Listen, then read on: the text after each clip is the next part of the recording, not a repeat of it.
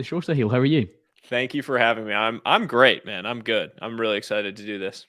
Yeah, I'm ready to rumble. And I was going to introduce you as investor, entrepreneur, and creator, but I know that's just kind of three of the hats that you wear. How would you define your own identity nowadays? I think that's probably fair. I don't know. I think like dad is probably the thing that I'm most excited about in my own life since my son was born, and just like taking that role as seriously as possible, and I enjoy that role just about probably 10 times more than any of the other ones that you just named. But yeah, I think investor, entrepreneur, writer, creator, whatever is probably fair. How's that evolved over the years then? Because I know you've made some changes in particular in the last maybe like 2 years or so. Yeah, it's changed a lot, man. I mean, let's see. If you wind back the clock, I spent the first 7 years of my career working in pretty mainstream finance. Like I was at a private equity fund, doing the traditional finance grind, right? Like I was doing the 80 to 100 hour weeks during my analyst years, and yeah, I'm a big believer in the value of hard work. Like I'm not buying into this whole like hard work is unnecessary, hard work is overrated meme that's been going around. I'm a big believer in it. I think I learned an unbelievable amount from doing that. But it was never really for me. Like when you think about zone of genius is a concept that I talk about a lot, of like, finding where your passions, your interests, your capabilities, like where all of those align. Traditional finance wasn't that for me. I always loved being out in front of people. Always loved interacting with people. That was my favorite part of the job. And so COVID for me, like a lot of people, ended up being a sort of a turning point where I had time and I had the bandwidth and the headspace to start thinking about different things in my life and what I wanted to do and how I wanted to kind of spend the next 10, 15, 20 years of my life. And that ended up sparking me to start writing and sharing and creating and starting a few businesses and just like experimenting and breaking shit in a bunch of different areas, candidly. And I didn't really ever think it was like, oh, I'm going to change jobs and that's going to be my thing. I just had some time and I'm kind of a tinkerer. And so I started tinkering with a bunch of things. And along the way, found something that just created so much energy for me, which was, writing, sharing, and hopefully creating value for people along the way. And so that was really what sparked the change. And, from a definition standpoint, what led to the changing definition around myself. I'm glad that you brought up Zone of Genius. How did you start to find that then, and how can maybe others use your template to do so? Yeah, I mean, zone of genius is an interesting concept. It originated, I think, with a guy named Gay Hendricks who wrote a book on the topic, if I'm recalling correctly. And it's sort of related to like the Japanese concept of ikigai. It's kind of similar, like finding your, I don't know, like finding the intersection of your interests, your passions, your talents, what the world wants from you, all of those things. Um, I think a lot of it just comes from self-reflection, like sitting down and really thinking about what are the things that feel easy for me. Like when I'm doing them, it feels like effortless, like I'm doing nothing at all, and yet I'm producing extreme, unbelievable output. And there's always a few things in your life that are that, and it's actually quite rare that that thing is like what you're currently doing at work. For whatever reason, I found for most people, you're like, oh, that thing is when I'm writing, or that thing is when I'm reading, or when I'm like being creative with people, etc. And then you ask them what their day job is, and the person's like, well, I, input stuff into a worksheet or whatever it is, or I'm like, working at a manufacturing plant, whatever the thing is. And so the bigger challenge then is like, okay, I've identified it. Is there a way that I can actually get paid for this? Like, is there a space in my life where that's a thing that I can be making money doing rather than it just being a hobby? And there's nothing wrong with actually kind of playing in your zone of genius on your free time. That was what I did for a year until I ended up quitting my job. And really what happened for me was I sort of identified this zone of genius around writing and around sharing, and found that there was product market fit around it. But I didn't think I could make money doing that. I mean, that was ludicrous to me. If you had asked me 2 years ago, I would have said you're crazy if you said, I would be where I am today. And so the interesting thing is that sometimes you just have to start doing it. And then you eventually find that there is a way that you can be making money doing that thing. How much And if benefit you, is there to doing the thing before even knowing there's a fiscal benefit then? I think that's everything. When you get into things for money, and when money is the reason you're starting to do things, um, I think you're always capped. Like for whatever reason, every time I've pursued something because there was money involved, it never really worked out. There was always like something that was missing. I think you have to pursue things for the sake of pursuing them. There's this concept um, in ancient Greek culture of telic versus atelic activities. Telic activities, it comes from the word telos, and it's like telic activities are things that are done for a specific end, like you're doing them with an end in mind, with a goal. Atelic activities are things that you're just doing for the sake of doing them, and we have this tendency culturally for everything to be telic. Like even you meditate because you're trying to reach some heightened state of mind, or you work out to try to get extremely fit, or you do this because you're trying to make this amount of money, or whatever it is. Everything is telic. And when you separate yourself from that, when you start finding and pursuing atelic activities just for the sake of doing them, I've tended to find in life that those are the things that ultimately lead to these outsized 10x like outcomes. And it's reaching those flow states as well, because I think I've heard you speak before when you looked at like your calendar and you marked the things green that gave you energy and then marked the things red that like took away energy. And of course now you just do far more of the things that are green. So it is you're writing and you're creating. Now that won't be the same for everyone, and some people would find writing absolutely exhausting, but there's a reason that there's not everyone's a published writer. But it makes me think that how many of us, if we were brave enough to start something without any fiscal return, as you said, and just explore it, it might pick up momentum to end up in a position where it might tip over into an option for you to do full time. Yeah, I completely agree with you. I mean, what you hit on there is a really important point too. I call it the energy calendar, and the basic idea is to force the identification of the things that are creating energy in your life versus draining energy. And the way to do it, and I've written about this or posted about it, but I'll say it here, is you basically at the end of a day. Go back through your day. So, like at 7 p.m., whatever your day's done, you finished eating dinner, and you look at your calendar from the day and color code things based on whether they created energy, make them green. If they were neutral, you make them kind of yellow. And if they drained your energy, you make them red. And do that every day for a week. And then at the end of the week, go look at your calendar and look what color it looks like. And look at the trends of what tended to be energy creating versus energy draining. And now you have this like very real visual of what are the patterns in my behavior during the week? What were the things that were creating a ton of energy in my life? What were the things that were draining energy in my life? And you can start, because you have that visual, to slowly work your way towards a more green calendar versus the red. It's not going to be perfect, right? Like emailing used to really drain a ton of energy from me. And if I work in professional services, I sort of just have to email, right? Like it's a big part of my job. And so I can't just say like, oh, sorry, boss, I'm not going to email, or sorry, I'm not going to get you your coffee because it's energy draining for me, boss. Sorry, I can't do that. But it does provide like a frame of reference in your mind of, okay, are there ways where I can batch these activities into specific windows so that, I can kind of limit the impact that they might have on my day? Or can I put them during time windows when I'm not at my like peak creative state? So I'm not just like wasting that peak creative period on these energy draining activities. You can start just like playing and picking and choosing with it a little bit more. So I would highly recommend everyone do that if you've never gone through the exercise.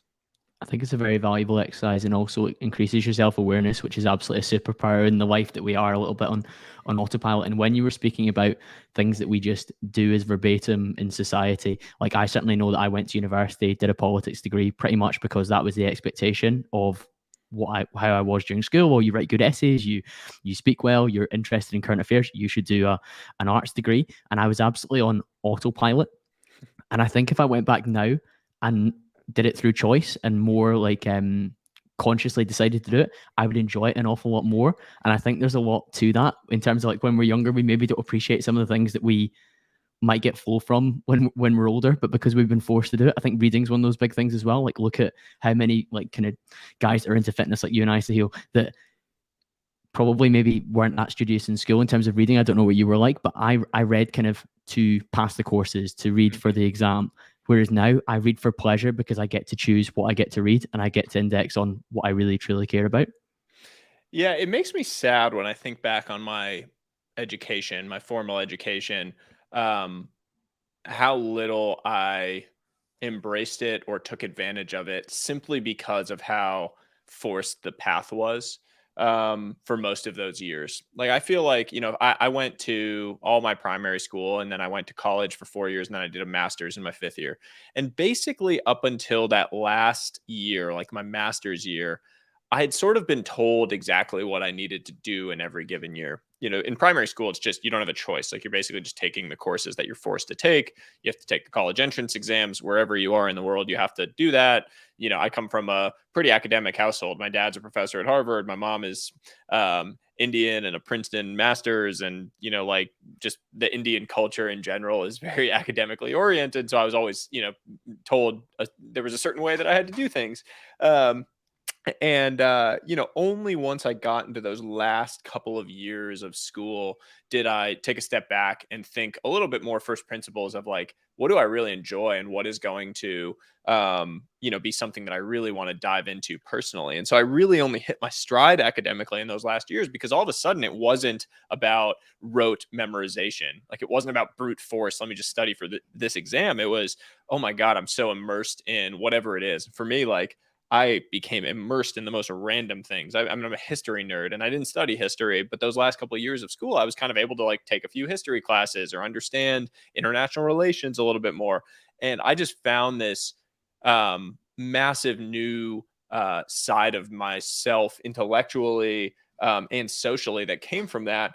That was kind of unrelated to the field, frankly. It's an interesting thing. Like, there's nothing useful for me about knowing history, and yet it became this part of my personality that led to so many great things in my life. I'd be, at an event or at a networking event or whatever it was, and you're able to talk about something that's different than just like a business degree or an economics degree. And so it's interesting how those, like, seemingly unrelated things that you end up accumulating over the course of your life through passion and through interest lead to these amazing opportunities from a business and a money-making standpoint. And look at some of the examples that you recall now during your writing. Like, a lot of it probably comes from, like, some of your historical knowledge that you built up and all the different archives in your memory that you search back into to bring them to the fore now to teach us some of the lessons that you've been teaching on Twitter and on your newsletter for the last couple of years. Yeah, it's definitely a common thread of highly successful people that they read and consume broadly, and it doesn't get talked about a whole lot. We like optimization culture. We tends to spend a lot of time reading, like, self-help books and business books and management books and finance books.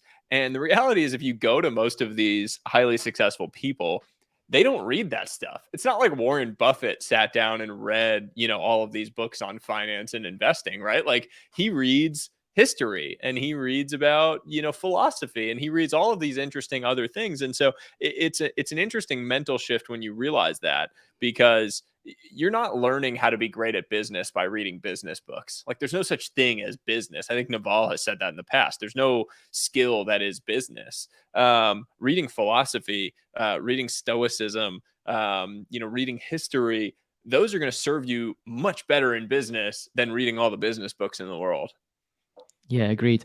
Interestingly, I'm writing a book just now as well from my email list, and when I read fiction in particular for the first time in years, I was so much more creative when I sat down to write. And now I'm writing about self-development. I'm writing about the first 150 episodes I've recorded, the 15 biggest lessons I've had, and of course that's not fiction related. But by going away and, like, kind of almost freshening up my mind and seeing how the writer structured it as well, and how he told the story, that really helped me to bring to life some of these more maybe serious lessons on things like investing, mindset, body, and business. I think it's Hands remarkable how down, you can do that.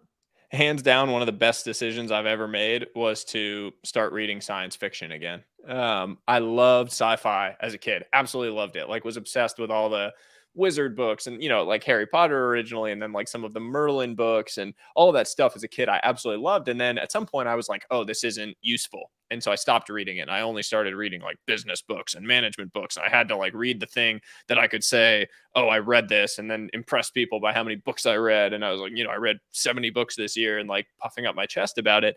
And I have totally stopped doing that. And I've started reading sci-fi again because I love it. And it gets me so excited, and it changes my mindset into, like, this totally different world. And, you have the world building that goes on in these books. And it just completely changes the game for you when you step away from those things. And one of the things to consider is, like, look, if everyone is reading those same business optimization, personal improvement, management, finance books, there's no alpha, like there's no upside then from you reading them if everyone's reading them, because you're going to think the exact same way as everyone else. And if you're thinking the exact same way as everyone else, how are you expected to generate returns that are better than everyone else? And so I really do think that is what these amazingly successful people have realized, and why they read and consume so broadly is because they've realized that their edge comes from thinking differently about things. It comes from reading sci-fi, from reading philosophy, from reading historical fiction, just like spreading your intellectual and cognitive wings in a way that seems off base can be so beneficial for you. Undoubtedly. I wonder how much of your decision to not read sci-fi would link into when you were very much living that jock identity at Stanford as a member of the baseball team. Do you think that would have overlapped? Interestingly, the baseball team at Stanford was super nerdy. My freshman year at Stanford, I've never really talked about this. This is one of the funniest things, though, in hindsight. There was a group of us on the team, and it was like this group of seniors, and then I was sort of like one of their minions per se, that loved World of Warcraft. And so like we'd be on the road, this like big jockey baseball team, and we'd be in an airport like waiting for our flight, and all of us were sitting there on our laptops looking all studious, and we were playing World of Warcraft, like running around with our little gremlins and like, doing whatever the quests were and stuff. And we were really obsessed with it. And so Stanford is unique, obviously. I don't think baseball teams around the country were that way. Because, it is a nerdier culture, and that was sort of part of it. But we certainly embraced the academic side of the university. I think that like in my high school years, for sure, I kind of tried to avoid that side of myself. I created a definition in my own mind of who I was through really my own insecurities and fears. And I wanted to fit into a single bucket. And I come from a background that is mixed race. I'm half Indian, I'm half white. I felt like I didn't know whether I was a jock or whether I was a nerd. I have multiple religions in my background. Like there's all these things. And when you're a kid, you so desperately want to just fit into a bucket. You want to just like be able to be normal in whatever way. And you're afraid of being weird. And so because of that fear and because of my own insecurities, I tried to bucket myself into one bucket. And I think I sacrificed a lot by doing that, of who I really was. And so going to college, I was able to slowly start embracing who I actually felt like I was, and being my whole self rather than, this definition that was so narrow that I think I had tried to place on myself. I understand that entirely. And like you say, we all evolutionarily want to be part of the tribe. We want to fit in, and we want to be easily defined. I've heard you speak about that when it comes to describing what you do now. Back in the day, it would have been easier to say I work in an investment fund, and everyone would know, okay, cool, he does venture capital, he does investing, whatever that is. Whereas I suppose when you're younger, you're even more self-conscious that it needs to fit in within a particular bracket, so you're easily defined and you know who your tribe are, who your people are. What do you think you limited in those years that you have later unlocked? I just wasn't as kind of a human being as a result of that. I wasn't as empathetic or welcoming to other people. And I just wasn't true to my own real core values during that period of my life. Part of it was that I just hadn't been punched in the face yet, right? Like I'm a big believer, and I've talked about this in the past. Like I just think um, one of the most important things in life is getting completely knocked out, like getting punched in the face, metaphorically or literally, and getting back up from it. And at that point in my life, I really hadn't had that. I had had a pretty fortunate upbringing, upper middle class family or middle class family that really cared about education. And, I went on vacations, never really had like, true struggle. And I was good at school, and I was athletic, and things were going well for me, and I'd never been punched in the face. And the first day I got to Stanford, and this was going to be my coming out party. Like I was there, I'd finally made it, I'd arrived, and I remember like going to class and just being like, man, I'm the dumbest kid in this class. Literally, I'm the dumbest kid in this class. I have no idea what they're saying. And then I went to the baseball field, and I had, the locker room. Everyone had their own lockers, and it was like this big thing. You had your own locker, and my locker was a shared locker. And the shared lockers were like the scrubs, right? Like that was the people that were probably not going to make the team. And I walked in, and my locker was shared on the first day. And I remember just being like, oh shit, like I am a scrub. I'm not like the hot shot that I thought I was coming from this small town in Massachusetts. I'm a scrub. And that was really important for me. Like, I felt like I got punched in the face, and I needed that, like that humbling experience, and the learning that comes from being resilient around that, through that struggle is just so important. I mean, one of my fundamental beliefs in life is that nothing good comes from pleasures that don't have pain associated with them. Let me explain that, right? Like when you think about pleasure and pain go hand in hand. Like struggle is related to success. And when you have things that allow you pleasure without the associated pain, you should run. And the things that do that are things like alcohol or things like porn, or things like social media, like these things that create dopamine, that create pleasure without the associated struggle and pain. And they are all bad for you in the long run. And so I fundamentally believe that we need to run towards those things that are struggle in the pursuit of success, whatever that is in life. And that's just like a fundamental belief in me that has been hardwired, that now in my day-to-day life, I firmly believe, right? I get into a cold plunge every single morning. Why? There's some health benefits to it, I'm sure, and it helps. It's also just for me about feeling that pain and feeling that struggle every single day, because it's a reminder of the things to be grateful for. This rings so true with me. And one of my recent guests is a British neuroscientist. I'm joking that he's the British Andrew Huberman. And he used the phrase that the pleasure's in the pursuit. And it's definitely the case, because when you're working towards a goal or you're doing the hard things on the way towards an accomplishment, your dopamine is firing up because it's an effort hormone, which is rewarding you for the efforts that you're making. Whereas you've name checked there a few things: alcohol, probably recreational drugs, social media.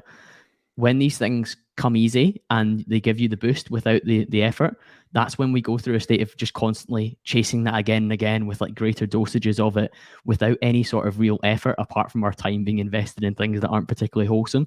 So I completely chime with the belief that you've got, where there needs to be a level of effort and pain in order to seek the pleasure that you're going towards. And I think if more people understand how those brain hormones work as well, then we can actually start to build our days in the same way that you have in terms of that cold dip in the morning, because it's the last thing you want to do, but the rewards are on the other side of it. If I do this thing that I told myself that I'll always do, and that's a big like Naya lesson from Indistractable, I will do the things that I said I'm going to do. And when you do them, you feel great about yourself, and that must build a much stronger identity than somebody who maybe fails to do the things that are difficult, but they constantly want the pleasure.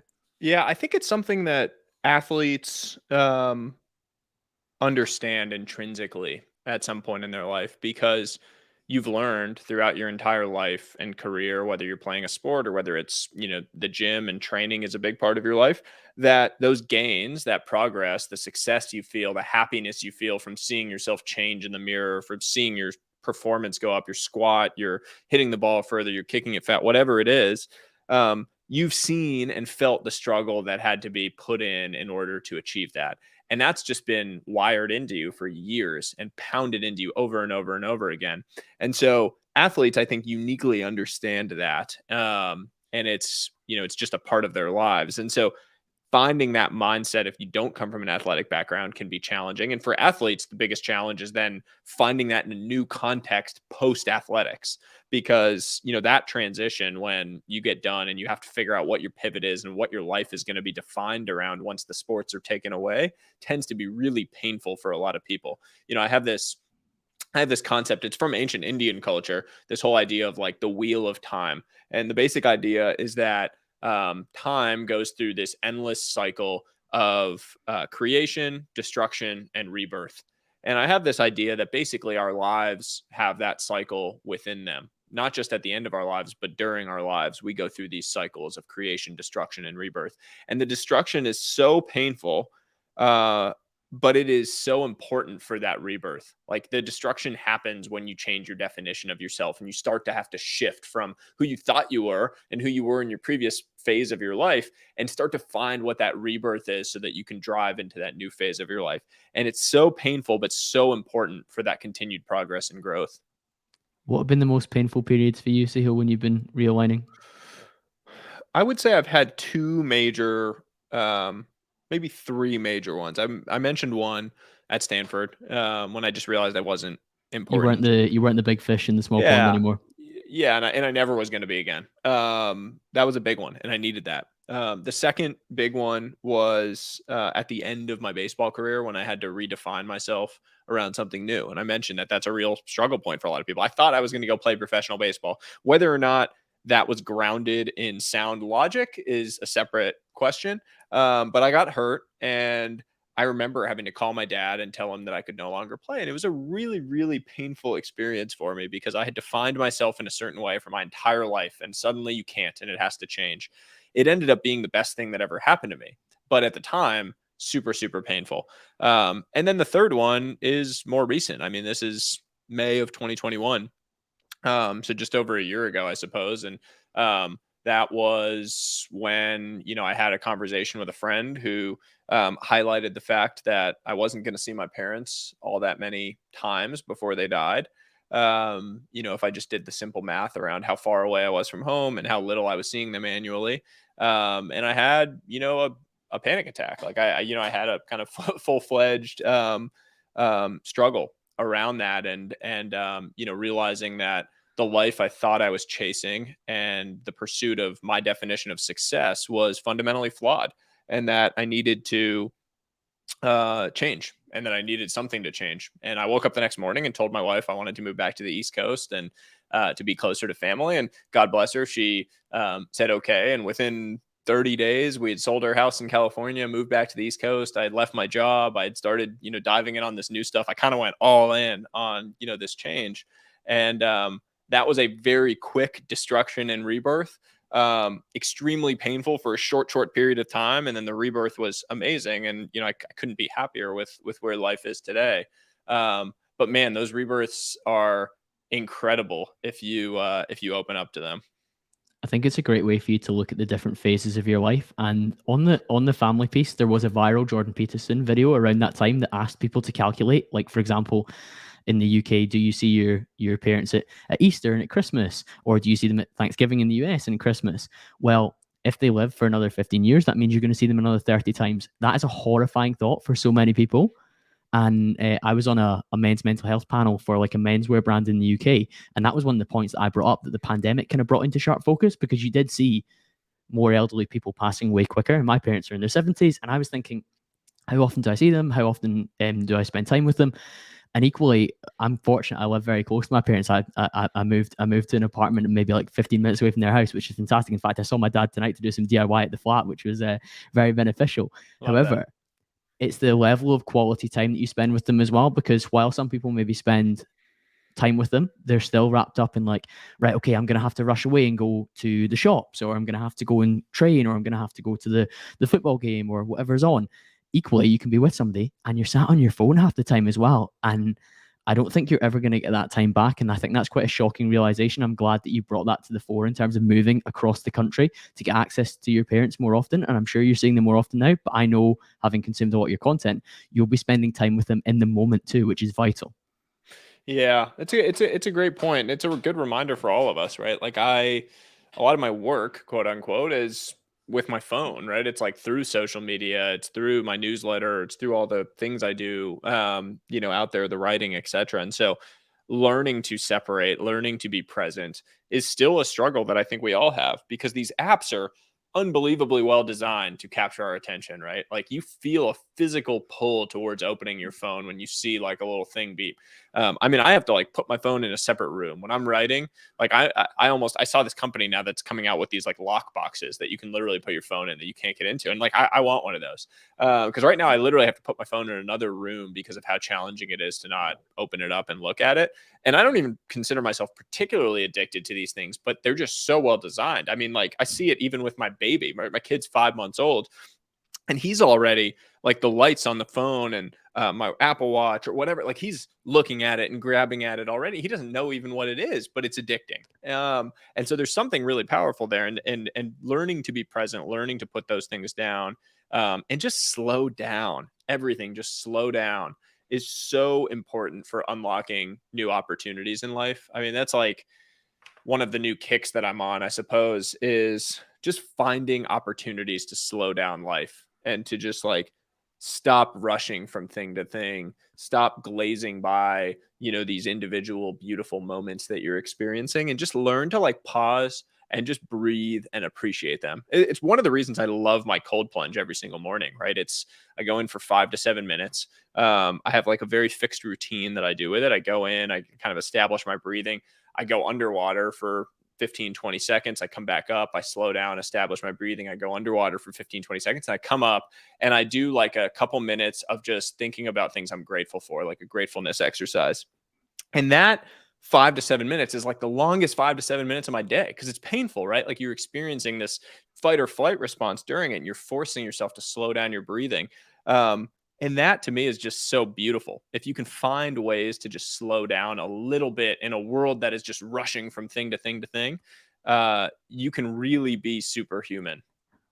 Yeah, I've taken a lot from you in recent weeks in terms of learning about some of the things that you do, and one of them's a walk in silence. And I've done that before, but I've taken my phone with me because from an anal perspective, I like to track my activity. I was tracking my steps, I'm finding out what I'm doing.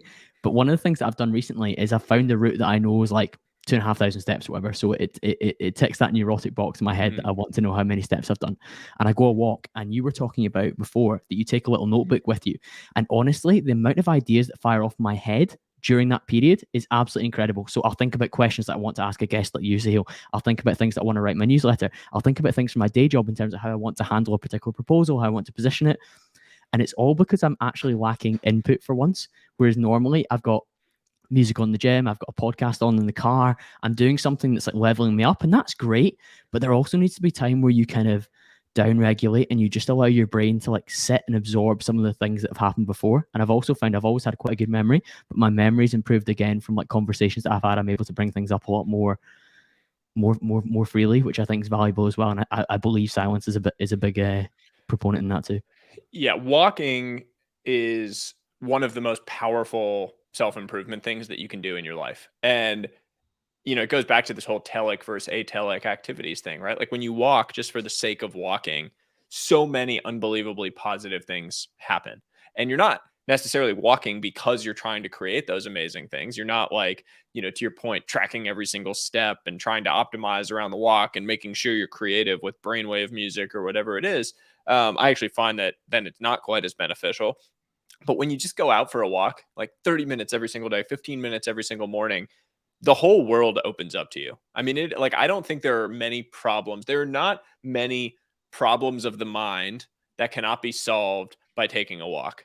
I have yet to find like a stress or a challenge or a struggle that I can't melt away by just going for a long walk. Whether it's in nature or whether it's in a city, whatever, like just going outside and walking has so many benefits broadly across your life. I mean, I do all my best thinking now on walks. I probably walk 25,000 steps a day now. Part of that's that I have a 5-month-old that like doesn't calm down other than when we're going out on walks outside, and so it's a great reason to be outside. And the weather's not quite as nice now, and we'll see how it goes as it starts to get crummy. But man, I mean, the power of the walk, it's something that philosophers have known for millennia, but rediscovering that in your own life and finding the benefits and what it creates for you, it's a really remarkable thing. Indeed, we haven't evolved as much as we like to think sometimes. So looking back at what the geniuses of old did and trying to mirror that can often be a huge benefit. Yeah, the other thing that I've noticed recently is as we get older and as we have more things in our lives, we start to speed up. Like everything about our life has to be jumping from thing to thing. Everything is a means to some end. And, we're going for more and more and more, and we're trying to make progress. And so we start moving faster and faster and faster. And having a kid, one of the things that's forced upon me is slowing down. And it's been so interesting to just observe that because, like I was holding him the other day. I have this like tree here in the corner of in my office, and I was holding him and I brought him over to it. And I just have observed this as a tree, right? Like we bought it. I rarely look at it. It's colorful, whatever, but like I kind of just look by it. It's a tree. And I was holding him near it, and he stared at this leaf on the tree for like, a minute straight. And he was touching it and he was staring at it and observing it and feeling it and like smelled it. And he was just so immersed in looking at this one leaf that like I had to stand there and look at it. And as I was standing there and looking at it, I started noticing all these things about it and the veins in the leaf and the color and how it had changed and different aspects of it. And it just reminded me that like I never would have done that if I hadn't slowed down. And all of a sudden I was observing these like interesting, micro, beautiful details about something so normal that I would have just glazed past on every single other day of my life. And so just reminding yourself to just pause every now and then and do that, to just like take something in, take a moment in, and realize those random, simple beauties that are around us. It's just refreshing. And it just opens your eyes to the world in a completely new and novel way.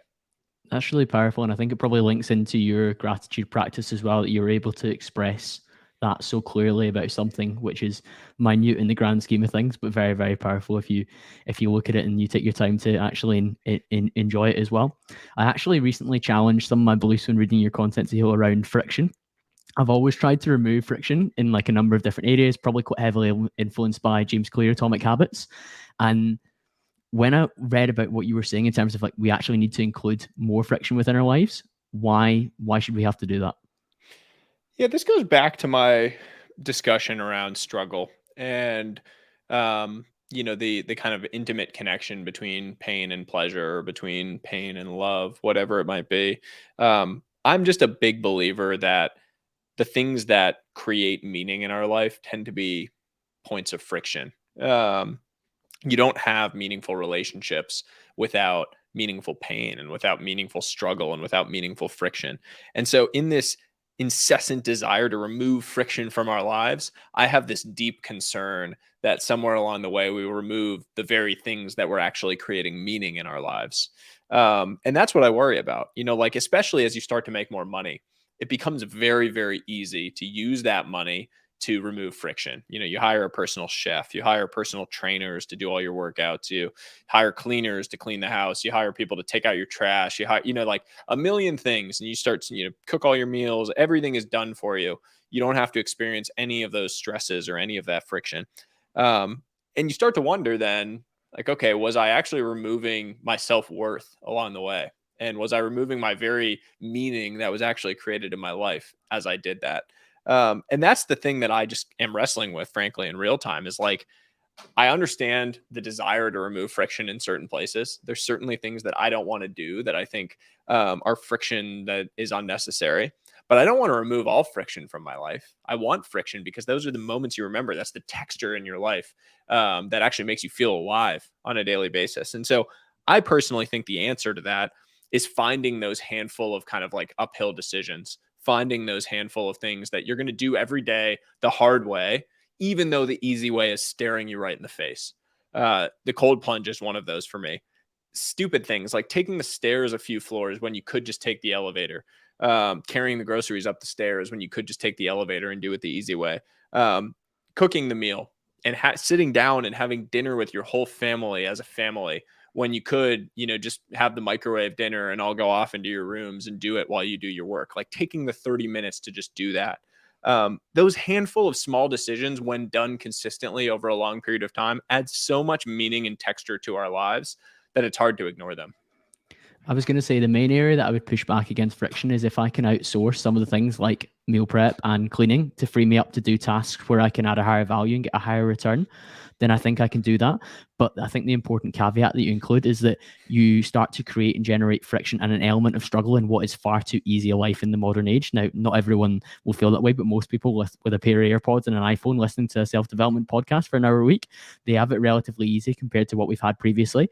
So by generating some sort of struggle, like you say, taking the hard option, taking the stairs. I think I've heard you say before, walk to the store to collect the groceries rather than always taking the car. Do something that is a little bit outside of your modern programming and just step outside of that and give yourself some sort of reason to struggle. Like I was joking with you before on Instagram stories before we recorded today that the weather here in Glasgow is absolutely terrible for my walk.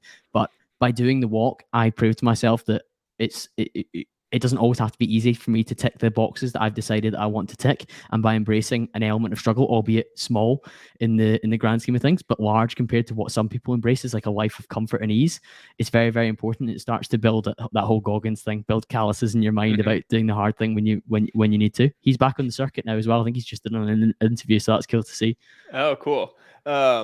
Yeah, I don't disagree with you on the desire to delegate and outsource things where it makes sense to do so. I'm big on, I write about that all the time. Like if you can find your highest points of leverage, you shouldn't be doing the things that are low leverage for you, and you should find ways to delegate or just delete those things from your life. But I think if we do that too much and we go too far on that, we lose, like if I all of a sudden start delegating everything within our household simply because I don't think that it's the highest leverage thing for me to do, there are random things I could delegate that I think are really, really important, right? Like, cooking dinner and sitting down with my family for that dinner is to me one of the most important things that I can do to the development of, my son and his brain and his relationship with his parents, with my wife and I over the course of his life. When I think back on my own life, one of the most important things is that we sat down, my mom, my dad, me, and my sister for dinner every single weeknight, and it was non-negotiable, right? Like it wasn't, oh no, I'm going to eat my dinner in my room. It was like for 30 minutes, you come and you sit down and you talk about your day and you say what happened and what you're struggling with. And you learn to interact, and it's not with a TV. The TV's not on. And that was really important to me. And so that's one of my core values. And so if I start delegating and outsourcing everything about that, now I'm not cooking, maybe we're eating in different places, we're doing different things, that troubles me. And so I think it's figuring out what are your kind of non-negotiable points of friction that you're willing to embrace and accept in your life. Yeah, that's how I would think about it. Certain things need to remain. No, I completely agree with that. Otherwise, you do just live this easy, meaningless life that kind of bumbles along one event to the other. Yeah, I don't One want of an easy life, right? Like, I don't know. Maybe some people literally want just an easy life, but I think I tend to think that like an easy life is an unhealthy life and is like a life lacking true wealth. When you live just like an easy life, I think meaning is really found in struggle and purpose and finding those challenging things that are pushing you. And so I think that there's a real double-edged sword to the desire to like over optimize and outsource everything. Agreed. I think that would definitely fall under the category of like a mental error that people make. And one of your recent threads on Twitter was around 20 significant mental errors that people make. One of the ones that I was really keen to ask you about was the spotlight effect. What's that? Yeah, the spotlight effect is basically this tendency that we all have to think that everyone is staring at us. You go out to a perfect example of this, frankly, is like when you're a kid. One of the most terrifying things that you can imagine is having to eat on your own, like in the cafeteria in school or in a restaurant. Like God, I mean, I would have rather died than had to sit by myself in the cafeteria because you just feel like everyone is staring at you and making fun of you and thinks you're a loser because you're sitting by yourself. And the spotlight effect basically says that the extent to which people are actually looking at us is significantly lower than the amount that we think they are looking at us. Basically, people don't care about you as much as you think they'd care about you. And so I've found it extremely liberating in adulthood to realize that and to treat myself to dinners out by myself, to go and like embrace that aloneness and just embrace the fact that, in a liberating sense, you can kind of escape the spotlight and people aren't looking at you. And for the most part, people don't care about you. And so you should feel comfortable in the fact that, you're really not that important to the whole world. Yeah, definitely. No, I absolutely love that thread, and I was just reading through it, nodding my head the full time. One of the other threads that I've really enjoyed recently is around your 15 rules that changed your life, and I was really curious as to why you chose these particular ages. But you said make decisions that would make your 80-year-old self and your 10-year-old self proud. Why 80 and why 10? I think those are like two ages in life where at 80, you're still hopefully, if you're living a healthy life, you're still around and kind of cognizant. And at 10, you're sort of just old enough to like understand the world and what is ahead of you. And so when I think about it, the reason I have that rule is like when I'm making a big decision, your 80-year-old self really cares about the quality of that decision in terms of how it's going to compound for your life, whether it's financially or whether it's physically or whether it's mentally. your 80-year-old self is going to feel the impact of whatever you're doing today. And then your 10-year-old self is kind of a reminder to just have a little fun along the way. And don't feel like you need to over optimize and make every decision perfect. Just enjoy a little bit of the journey. And so I always found that to be a helpful framing of like, what would my 80-year-old self say? And what would my 10-year-old self say about how I'm making this decision? One of my recent guests is the UK's number one motivational business speaker, Brad Burton, and he was speaking about in childhood how when you ask a child like what they want to be, it's like a football player or a soccer player, it's a superhero. They have that innocence probably up until like they're in their teens. So I think you've chosen a good age when you've chosen 10 because there's a level of innocence there in terms of like the world is literally your oyster. There's so much that you can do. There's so much you're capable of. And I suppose if you're living a life that they're happy with, then you must be living a pretty good life because they've got such a wholesome, like open view of the world. Yeah, you haven't become cynical yet at age 10, probably. I mean, there's some age where cynicism starts to creep into your worldview, whether intentionally or unintentionally. The world, you start to be exposed to a lot more cynicism, and it's really easy in this day and age to just give in to cynicism, and to give in to a lack of accountability and into a finger pointing culture. And into not taking ownership. Like, it's just very easy to do those things. And if you spend time on Twitter, you see a lot of it, right? Like, a lot of people be yelling at you and saying, oh, well, no, I can't do that because of X, Y, or Z, or like, you have this, so obviously you can say that or do that. And, that cynicism is not going anywhere, unfortunately. But all of the upside in life is found in the opposite. It's found in being optimistic about the world. It's found in being accountable and embracing the things you can control, and in taking ownership over the things that you can control.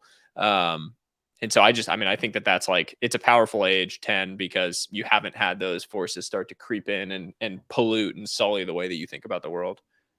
Yeah, that's true. There's a level of innocence there, isn't there? And if you can live in line with that, then it can be pretty rewarding.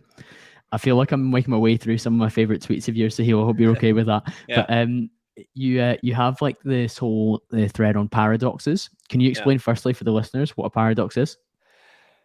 I mean, the way I would think about a paradox is like something that seems absurd or contradictory, but then is actually true when you dig into it a little bit more. So like, the idea that you have to slow down to speed up, or you have to shrink sometimes in order to grow, like, one step back to take two steps forward, etc. So that's the way I would generally think about it. Yeah, the paradox of effort was something that stood out to me, and I actually started to write about it for my email list because I started to read your content and think of examples that I'd noticed as well. And like, I definitely notice it with like the podcast as well. So some people are like, oh, like, how do you not seem nervous when you interview somebody like Sahil Bloom or you interview Rob Lipsett or whoever it is? And I'll say, well, actually, like, I've done over 150 of them, so by now I should be competent to have conversations with somebody that I'm well researched. I've consumed their stuff. I really like what they're about, and I'm interested in it. And there's an element of I've put in the effort beforehand, so it seems a little bit more effortless by the time it comes around to you listening to me at episode 150 rather than me listening to me at episode 1. Yeah, I mean, the paradox of effort is one of my favorites. This is basically just the idea that effortless, elegant performances are really just the result of effortful, gritty practice, like hours and hours of effortful, gritty practice. I think Roger Federer is perhaps my favorite example of the paradox of effort. When you watch him, in his prime, even in his, later years on a court, I mean, he's hitting unbelievable shots that literally look like he's like playing with a kid, like he might as well be out there just like playing in the park. When you look at his actual body movements and how it looks. And that is just the result of that thousands, tens of thousands, hundreds of thousands, for all I know, hours of accumulated effort and practice that went into that. And so it's like this Italian concept of sprezzatura. It's like studied nonchalance is the meaning of that. And it's this amazing concept that I think about constantly. Like, the whole goal in life should be to achieve sprezzatura in the thing that you are doing, where it appears completely effortless the way that you're acting and moving, and yet there is an unbelievable amount of effort that went into making it look so effortless. It's like the duck, isn't it? Gliding, or the swan gliding on the water, but underneath they're paddling hard to maintain that form. Exactly. Yeah, no, it's something that's very interesting to me how quite often we do see people who appear to be in complete flow and like quite graceful, but ultimately it's taken so much behind the scenes to build them to a position where they're able to deliver on that stage. Yeah, completely agree. One of the other areas that I felt a little bit of pushback in my head when I was reading similar to the friction piece was around the paradox of choice, because I think there's always an assumption that more choice equals better. And in this modern age where we're speaking about trying to reduce friction at all times, I think we've tried to increase choices to a massive extent as well. How does the paradox of choice work? Yeah, the paradox of choice is basically this idea that, it's actually a cognitive, it's like a psychological effect that we see, and that more choice should lead to more satisfaction. But the reality is that more choice actually leads to less satisfaction. It's this weird thing. Like you provide people with two choices to choose between two foods, and they're quite happy. You provide them with five choices, they get a little bit happier, and you provide them with 10 choices, now they're actually less happy. It's like too much. I think of it, I mean, frankly, I think of it as like the Cheesecake Factory test. If you've ever been to a Cheesecake Factory, I don't know if it's international, but the Cheesecake Factory in America is this restaurant that has this notoriously absurd menu that's like 80 pages long and has a million different categories and all this different stuff. And whenever I go there, I feel stressed. I'm like, oh my God, there's too many things to choose from. It's like too overwhelming. And that's how I really think about this, is like too many choices is actually a bad thing. And if you're a business, or if you're a solopreneur, or whatever you are and whatever you're doing, it's a good one to be aware of, because providing a million choices to your customers is actually not the best thing for creating a great customer experience. Yeah, I think so. I've actually recently hosted some guests talking about dating, and dating apps are one of the areas where we've almost got too much choice nowadays. So people are reluctant to like settle down or even go on a date with one of the people that they've matched. Instead, they're like, okay, well, maybe I can match somebody who is maybe a little bit taller, or a little bit more blonde, or a little bit more dark hair, whatever they're kind of optimizing for. There's so much choice out there that they don't end up taking action on anything at all, because they've got so many options available to them that they feel like if they were to pick one, they might miss out on the perfect option in that sense. So I think the paradox of choice is definitely working when we look at Tinder or Hinge. Yeah, completely agree. Completely agree. Time wise, Sahil, one of the last paradoxes I want to ask you about is the failure paradox in particular. Yeah, I mean, this is the idea that you have to, the failure paradox basically says that you have to fail more in order to succeed more. Um, this is sort of a commonly said thing, that you shouldn't fear failure, that you should, embrace failure, because there are learning opportunities and learning experiences that come from it. The basic idea of the failure paradox is that you have to take shots in order to succeed. And so if you're afraid of failing and you're not willing to fail, you're never going to succeed, because you're just not taking shots. You're not putting shots on goal. If you're afraid of missing, you're never going to shoot. And so the failure paradox is one that I feel really strongly about. It kind of goes hand in hand with this whole idea of like regret minimization. I've talked about this in the past. Regret is so much more painful than failure. And so if you can find a way to minimize regrets and take those shots, because I don't want to feel regret later in my life that I didn't go after them, you'll be much more fulfilled, much happier, and frankly, much more successful. Yeah, undoubtedly. Can I ask about a moment of failure for you, Sahil? Like what stands out? I mean, I think I mentioned, like, the one when I first felt like I got to Stanford was a big one in my life. The one I have in my Twitter bio, I gave up a grand slam on ESPN and I'm still waiting for it to land, is what it says in there. Was probably the most public failure in my life. I came into the biggest game of the season, in a really, really big moment, and I gave up, grand slam. If you're not a baseball fan, basically it's like the absolute worst thing that you can possibly do in a baseball game as a pitcher. And it was on national television, and all my friends and family were watching, and it was at the opponent's field, and so there was 10,000 fans, really happy about it that it had gone their way. And that was about as public of a failure as I can possibly imagine having. And there's a certain immunity that comes from that. Afterwards, it's awful in the moment, but afterwards you kind of realize, like, I'm not dead, right? Like, that was the worst thing I could imagine happening to me, and I ain't dead. I got back up, I'm okay, my family still loves me, my friends still care about me. I'm in one piece, I'm getting to do, that's why I joke about it today, and why it's in my bio, is like, that's a reminder to me, that no matter how bad you get knocked down in those kind of situations, if you're not dead, if you're still in the fight, you can keep on pushing. That's really powerful. And am I not right in saying that you went and pitched afterwards and were successful? I did. I got the next guy out. I did, like, after that home run, I got the next guy out, which in my mind, and when I like talk to my son about that lesson someday, that's the story I would tell him is you give up a grand slam every now and then, you give up the bad one. But if you can get back up and get the next guy out, that's all that really matters. It's like demonstration and reassurance that you're going to make it. Yeah, exactly. How cool is it thinking that your son's going to have so many hours of content to consume of yours, Sahil, when he's old enough? I haven't really thought about it much. Honestly, I'm writing this book right now and I'm wondering whether he's going to be able to read it by the time it comes out because of how long the publishing timeline is around these things. But I haven't really thought about it. It is an interesting point. I hope he enjoys it and I hope he's proud of me someday. As he continues to grow up. I think there's always ages when kids are maybe like a bit worried because their dad's doing something different and they'll be like, oh no, like that's not cool. But there'll be an age where he's like, oh yeah, my dad's a boss because he's doing this, this, this. Yeah, I think that's probably right. I think it's like your kids think the world of you from like when they're 0 until they're like 12, and then they think you're not that cool for like probably like 8 years, and then they come back hopefully and think you're really cool in their adulthood, once they come back. But those teenage years seem like they could be rough. Although if he's like me and he's, athletic and likes kind of doing things, likes playing sports, I'll be able to relate with him that way and be able to coach his teams and be around and train him around that stuff. And so I'm hopeful that, we have a close relationship throughout those years. Yeah, undoubtedly. I think one of the coolest things about following you recently has been seeing how much time you're able to spend with your family while growing this absolute behemoth that is rolling forwards. Yeah. Yeah. I mean, it's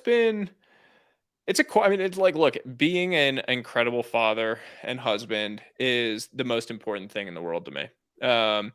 If I were to define like a single most important thing in the world to me, being an amazing father is that single most important thing at this stage of my life. And, I think that like being an incredible father means being an incredible husband to my wife. And it requires it. And so I think the two go hand in hand because I want to show my son, that adoration and that respect that I have for my wife and the meaning of that relationship to me.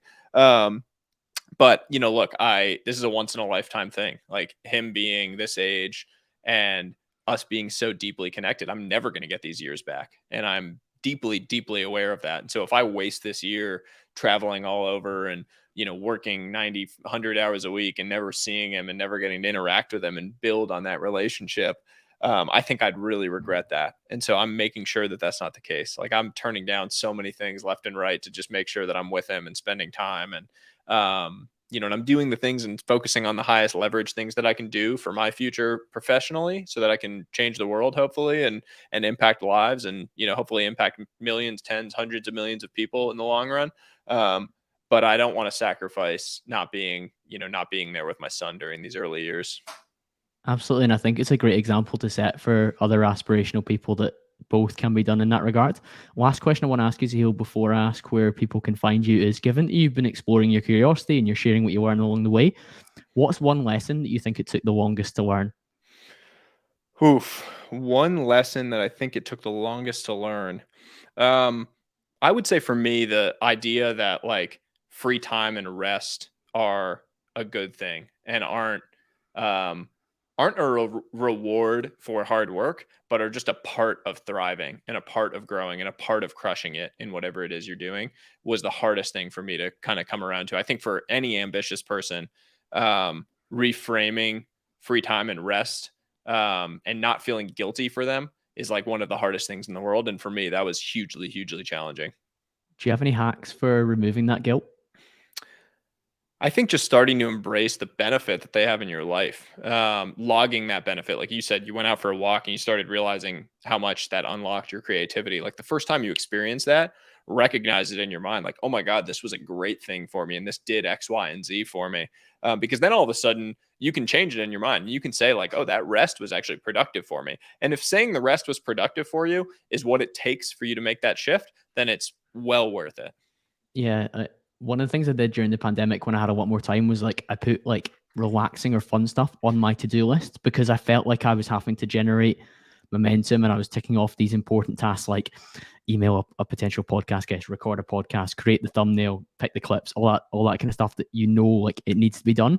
But putting things like go for the walk, watch the football game, phone mum, all these kind of things that are like considered maybe not high leverage productive tasks, but they are so important in the grand scheme of things. And they actually, if we're looking at our energy calendar, they're green. They need to be done. And adding those to my to-do list and ticking them off as well, it helps that kind of self-development feedback loop that I need to have when I feel like I need to be productive. Completely agree. Sahil, it's been an absolute pleasure. If people want to continue the conversation with you, where should they head towards? You can find me on Twitter at Sahil Bloom. DMs are open. Instagram, same handle. And then my newsletter is sahilbloom.com/newsletter. Would highly encourage you to subscribe. Yeah, those will be linked in the show notes. Yeah, I've been reading it twice a week. It's an absolute must read, and it certainly gets my mind firing as well, which I think is one of the big things about written content, where we're so saturated by video and YouTube and podcast. And I'm sure hopefully people listen to this one, but reading things more often definitely gives us another outlet to really kick on. So thank you very much for your time, Sahil. Thank you to you, the listeners. I'll be back to speak to you all again very, very soon.